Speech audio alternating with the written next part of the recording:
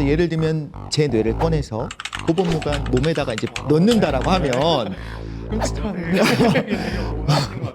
근데 그렇게 되면 고법무관님의 몸에 제 뇌를 이식하는 걸까요? 아니면 제 뇌에다가 고법무관님의 몸을 이식하는 걸까요? 이건 인간이다 라고 할 수 있는 시점, 법적 지위 말고 언제라고 볼 수 있을까요? 안녕하세요. 법지대 부처의 정주입니다. 네, 오늘은 저희 서브 코너 준법 생활 시간인데요. 그래서 일단 오늘의 새로운 진행자부터 먼저 소개해 드릴까 하는데요. 법무부의 약간 샤이닝 스타? 네, 안녕하십니까. 네, 저 법무부에서 일하고 있는 고은석 법무관이라고 합니다. 그리고 이제 저희가 오늘 모셔보는 게스트 분은 이덕실 위원님을 모셨는데요. 네, 안녕하세요. 이덕실입니다. 네. 저희 이제 법무자문위원회 미래시민법 포럼에 참여하고 계신데요. 이제 과학 칼럼니스트, 또 이제 예전에 팟캐스트 지대 전략으로 뭐 굉장히 유명하시죠. 네, 또 되게 다양한 그런 호기심과 어떤 지적 활동으로 되게 유명하신데 이렇게 모시게 돼서 되게 영광이고요. 오늘 좀 같이 함께 나누고 싶은 이야기 특별한 주제가 있으시다고 들었어요. 우리 생활에도 직결이 되는 것 같아요. 삶과 죽음에 대한 겁니다. 평소에도 네. 생각을 좀 해보셨죠? 항상 고민이죠. 철학 공부하고 문학 공부할 때마다 뭐 삶과 죽음, 생명 뭐 끝나지 않는 영원한 주제가 아닐까. 이건 인간이다 라고 할 수 있는 시점, 네. 법적 지위 말고 네. 언제라고 볼 수 있을까요? 사실 저도 지금 이제 5살짜리 아이를 키우고 있는 입장인데 이 아이가 태어난 이후에 생명을 생각하는 관점이 정말 많이 달라진 게 이 아이가 나와서 이렇게 말하고 뛰어다닌다는 것을 자꾸 상상력이 동원되니까 사실 되게 그 상상력 때문에 되게 생명의 시점을 좀 일찍 생각하게 되는 것 같아요. 그러니까 저도 사실 이 질문을 제가 좀 생각을 해본 적이 있어요. 그 태아라는 게, 그리고 이제 그 모체와 좀 분리돼서도 독립적으로 좀 생존할 수 있어야지 그래도 이게 독립적인 개체, 하나의 사람으로 좀 볼 수 있지 않을까 이런 생각을 했었습니다. 그래서 보통 그게 22주에서 24주 정도라고 하더라고요. 그래서 저는 그 정도가 되어야지 그래도 이게 새로운 생명으로 볼 수 있지 않을까. 제 생각에는 아직 제가 아이를 못 낳아봐서 그런 것 같기도 합니다. 한 개인으로 딱 우뚝 설 수 있으려면 생존이 가능해야 한다라고 하는 것도 되게 꼭 생각해 볼 만한 것 같긴 한데, 제가 이제 생명이 시작하는 거를 이제 과학에서 발생이라고 해요. 그 과정을 좀 살펴봐야 우리가 면면이 여러 가지 주장들의 근거를 알 수가 있거든요. 당연히 아버지의 정자와 어머니의 난자가 따로 있을 때는 생명으로 보는 경우는 거의 없는 것 같아요. 만약에 이걸 생명으로 보게 되면 그냥 계속 생명들이 사라져가는 상황이 되는 거예요. 근데 수정이 되는 순간부터, 딱 수정이 되는 순간이 말하자면 생명이 될 그 씨앗인 거죠. 만약에 수정란에서부터 생명이 될 수 있는, 이미 둘이 만났기 때문에 DNA는 완전하게 갖춰졌기 때문에 생명으로 보는다고 하면 어떤 이슈가 생기느냐, 혹시 그 피임 방법 중에 그 루프 삽입주의한 게 있었어요. 착상을 방해하는. 네, 착상을 방해하는 거죠. 자궁이 계속 염증이 생겨 있는 상황이 돼요. 그럼 자궁 내벽에 착상이 돼야 되는 착상을 방해하는 거예요. 그럼 아주 엄밀하게 따지면 가톨릭 입장에서는 뭐 예를 들면 콘돔을 사용한다 이런 것도, 혹은 배란을 방해하는 어떤 경구 피임약은 괜찮아요. 그런데 그 자연스럽게 자궁에 착상을 해서 자라나야 되는 거를 인위적으로 방해하는 셈이 되는 거예요.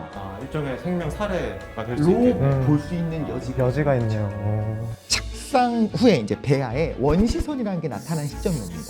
원시선이라고 하는 거는 나중에 이제 등뼈가 나타나기 시작하는 거고, 그 선이 나중에 등뼈가 된다는 건 사실 그 안쪽에 척추가 나타나는 거고, 그게 의미하는 바는 신경을 나타내는 거예요. 그렇다면 결국에 우리가 살아있는지 아닌지를 이야기할 때 제일 많은 부분이 공감하는 것들은 뇌가 활동을 하느냐잖아요. 그래서 예를 들면 제 뇌를 꺼내서 고법무관 몸에다가 이제 넣는다라고 하면 아니면 그렇지 않습니다. 저는 제 몸을 사랑하니까요. 근데 그렇게 되면 고법무관님의 몸에 제 뇌를 이식하는 걸까요? 아니면 제 뇌에다가 고법무관님의 몸을 이식하는 걸까요? 보통은 뇌로 기준으로 많이 삼죠. 저의 우뇌와 고법무관의 자뇌를 합친다든가. 괜찮은데요? 어쨌든 의미하는 바는 뭐냐면 어떤 신경이, 우리의 어떤 의식이 나타나려면 그 신경이 중요하다. 그럼 그런 선이 나타나는 시점, 뇌파가 감지가 되는 그 시점에서부터 인간으로 봐야 된다라고 하기도 하고, 말씀하신 것처럼 체외에서 생존이 가능한 그 시점, 그때부터 사람으로 볼 수 있는 이런 여러 가지 설들이 있고 저는 근거는 다 충분히 있다고 생각합니다. 자신이 믿는 바가 있는 거고. 근데 사실 생명의 시작도 저는 궁금했지만 두 분의 생각이 혹시 바뀐 부분이 있는지 솔로몬의 판결 내려주시면 됩니다. 네, 일단 제가 그 위원님께서 말씀하신 그 과학적인 얘기를 좀 들어봤을 때 저 조금 생각이 좀 바뀌었습니다. 그 뇌파가 발생하는 그런 시점이 오히려 더 나을 수도 있지 않을까. 네, 그런 생각이 들더라고요. 어떤 죽음과의 연관도 살짝 있다라고 볼 수가 있겠네요. 네, 그렇죠? 죽음의 시점도 마찬가지로 사실 어려운 건 칼로 무자르듯이 딱 이 시점입니다라고 모두가 보편적으로 동의할 만한 시점은 없는 거는 당연한 것 같아요. 하지만 이제 뇌를 기준으로 하고 하는 경우에는 이런 문제가 있을 수 있다. 그렇죠. 그러네요. 저도 또 갑자기 설득이 되는데. 저도 네, 모르겠으니까. 맞습니다. 네. 사실 지금 우리나라 법에서는 이 사람이 언제부터 사람이냐인 것에 대해서 딱히 규정은 하고 있지는 않은 것 같아요. 이제 판례로 그런 것들이 좀 형성이 되어 있는데 예를 들어서 뭐 민법 같은 경우에는 관련된 판례가 태아가 약간 전부 노출이 되어야 그때부터 사람이다. 근데 사실 또 그 이전에 태아가 그러면 사람은 아니지만 생명은 아니냐? 생명이라고는 또 봐요. 뭐 상속을 받을 수 있다든지 아니면 뭐 태아가 이렇게 교통사고에서 이렇게 뭐 사망을 했을 때 뭐 불법행위의 어떤 그런 권리를 갖는다든지 그런 식으로 태아도 생명이긴 하지만 민법에서 보호하는 그런 자연인이 되려면 전부 노출은 되어야 된다. 이게 지금까지의 판례이고요. 근데 사실 이거는 또 얼마든지 바뀔 수는 또 있겠죠. 그러면 언제부터 저 태아를 좀 사람이라고 인정해야 되느냐라고 한다면 저는 저희 샤이닝스타 고법무관님의 의견을 따르도록 하겠습니다. 조금 전문적인 설명 들어가겠습니다. 확실히 이 사람이 태어났을 때 그런 이제 권리 관계나 법적 관계를 형성할 수 있게 하는 게 더 안정적이다라고 생각하는 것 같아요. 근데 이제 반면에 형법 같은 경우에는 이게 사람을 좀 보호해주고 싶어하는 그런 게 있기 때문에 사람을 조금 더 빨리 태아를 사람으로 봅니다. 예를 들면 진통을 시작했을 때, 분만을 개시했을 때를 그때부터 사람으로 보거든요. 사실은 이게 학설이 4가지가 있습니다. 법적으로 사람을 언제부터 볼 거냐. 처음엔 진통설.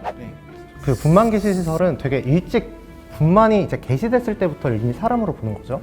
그 다음에 일부 노출설, 아까 전에 작가님이 말씀하셨던 일부 노출설이 있고요. 그 다음에 전부 노출설, 마지막으로 이제 본인이 독립해서 호흡을 했을 때, 스스로 호흡을 했을 때, 이렇게 4가지로 보는데요. 민법은 권리관계를 좀 안정적으로 형성하기 원하거든요. 그래서 완전히 태어났을 때 권리를 부여하는 것 같고요. 다음에 형법은 좀 살인죄, 특히 객체로서 이 태아도 보호하기 위해서 좀 더 빠른 시기에 사람으로 이렇게 보는 것 같습니다. 우리가 이제 그 뭐 낙태죄 조항 폐지와 관련된 논쟁에서도 사실 가장 많이 이슈가 되었던 게 여성의 자기 결정권과 이제 태아의 어떤 생명권의 어떤 대립에서 뭐를 더 우선시할 것이냐, 사실 이런 논쟁이 되게 많았었잖아요. 좀 여성의 자기 결정권을 중시하는 것이 좀 진보적인 사회에서의 대체적인 흐름인 것 같긴 해요. 네, 약간 그런 측면에서 또 사회가 변화해가는 그런 흐름이 있지 않을까 싶긴 하네요. 이거에 대한 이제 균형, 밸런스를 맞추는 게 법인 건가요? 특히 입법 과정이라는 게 그렇습니다. 이게 한쪽이 되게 진보적인, 예를 들면 되게 진보적인 의견을 제시하더라도 중간으로 좀 수렴해서 여러 가지 가치를 좀 반영하는 그런 쪽으로 법이 생성이 되는 게 아닌가 싶습니다. 그리고 또 저희 여기 지금 사실 여기 지금 촬영 스태프분들이 되게 많이 와 계시거든요. 거의 한 100명? 네. 이렇게 와 계신 것 같은데 지금 뭐 사랑해요 이렇게. 네. 여기 와 계신 분들께도 한번 되게 궁금해요. 그 착상된 태아가 자라서 심장이 뛸 때부터가 아닐까. 참 신기해요. 심장이라고 하는 건 단순한 근육 조직일 뿐인데 왜 이렇게 많은 분들이 심장 그 근육이 움직이는 거에 큰 의미를 두는지.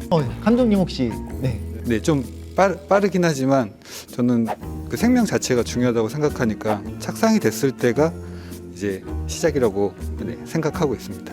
진짜 궁금한 게 있습니다. 네.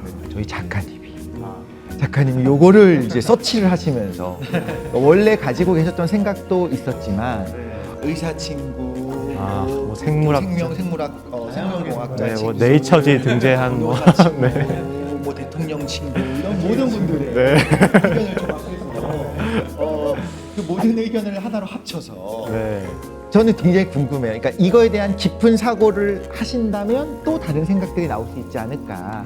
기대되죠? 네, 아주 기대되는. 다 같이 불러볼까요? 하나 둘 셋 하면 작가님 하고 하나 둘 셋 작가님. 저 같은 경우에도 이제 조카가 이제 자라는 과정을 보면서 이렇게 되게 미생물 같은 애가 이제 점점 미생물 같은 네. 작은 생물. 네. 어린이가 되고 말을 하고 이런 걸 보면서 이 시점이 좀 훨씬 더 앞으로 가야 된다는 생각을 했었던 것 같아요. 생명을 존중하는 거는 저도 그런 전제는 동의를 하는데, 근데 그 생명이 태어난 이후 그 책임 그리고 그런 권리도 굉장히 중요하다고 생각을 해서 저는 좀 더 오히려 좀 늦게 잡는 그 늦은 시점으로 잡는 게 사회적인 부분에서 봤을 때 좀 더 좋지 않을까. 이 정도로 많은 고민들을 해야 되고 또 각자의 의견은 다 가치가 있고 또 대화의 장에서 서로의 말만 하는 것이 아니라 국민적 공감대를 얻어내기 위해서 어떤 근거, 서로의 주장의 근거들을 같이 공유하는 게 좋지 않을까라는 생각이 들어서 잠깐 소개해봤습니다. 또 그런 측면에서 우리가 되게 생명을 좀 소중히 여기면서도 동시에 또 현실적인 차원에서 또 어떤 여성의 권리나 이런 측면까지 또 같이 계속 고민을 해 나가야 된다는 것이 또 이런 논의에 있어서 되게 중요한 점인 것 같아요. 뭐 결론은 되게 열려 있을 것 같아요. 우리가 또 끊임없이 사회 속에서 나가야 되는 그런 부분이기도 하고요. 그래서 생명의 탄생 이야기 여기까지 일단 하도록 하겠습니다. 법제도 퓨처의 정주였습니다. 네, 법제도 퓨처의 고은섭이었습니다. 네, 이독실입니다. 또 만나요. 또 만나요. 이독실 선생님, 그러면 과학적으로는 뭐 생명의 끝, 뭐 사망을 어떻게 좀 표현을 하나요? 근데 중요한 건 시점이잖아요. 법적으로는 그 시점이 되게 예민하죠. 아니 어차피 일주일쯤에 사망할 거면 지금 사망한 걸로 하자. 이런 거는 법적으로 해당되지 않기 때문에 네. 논의들이 좀 필요한 것 같아요.